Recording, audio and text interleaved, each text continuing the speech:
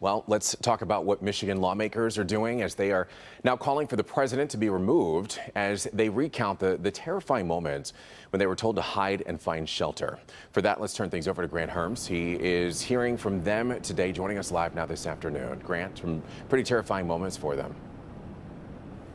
Yeah, Evrod, in the stories that we're hearing that continue to come in, each one is just as harrowing and terrifying as the next. Now, it's important to remember here that the Capitol was breached as the entire Congress was in their respective chambers on their respective floors. The things that many of these stories have in common is that things were proceeding as planned, and then all at once the entire safety of being inside what's believed to be one of the most secure buildings in the world was compromised. In the Senate side, Senator Debbie Stabenow described chaos and some confusion to us today and said many staffers were visibly upset after they were in their safe location. And in the House, Congresswoman Debbie Dingell told you this morning, Evrod, that representatives, including Representative from Michigan Bill Huizenga, worked to barricade their own chamber before evacuating.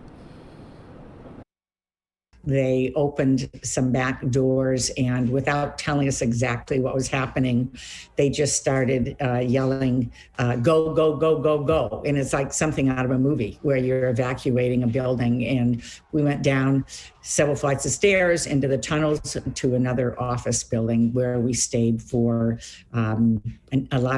many hours. Law enforcement came into the chamber, told us to sit in our chairs, to take the gas masks out from underneath, to be ready to get on the floor very quickly. Some of my colleagues, most of them were former veterans, Bill Huizenga was one of them, were taking benches and try to help secure the chamber. And then we heard pounding, gunshots, smelled tear gas, and were ultimately evacuated.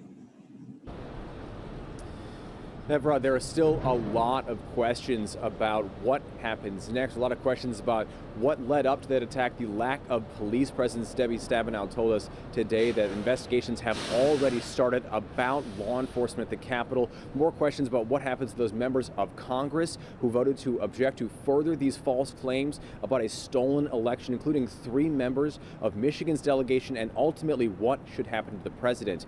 We'll have more on that today at 4 and tonight at 5 and 6. Back to you. Yeah, we'll definitely be tuning in for that because those are some serious questions that definitely need some serious answers. Grant, thank you. Meanwhile, staff members are back at the state capitol this afternoon after it was temporarily closed for a bomb threat. We're told that state police brought in the bomb squad and a K-9 unit to inspect the building, and an all clear was later given. In the meantime, state representatives are responding to yesterday's events at the U.S. Capitol, and they say that this should be a wake-up call to every American. I encourage all of us to take another breath and take the time we need to reflect on, process these events. We must continue to defend the truth. We must continue to engage and protect our democracy.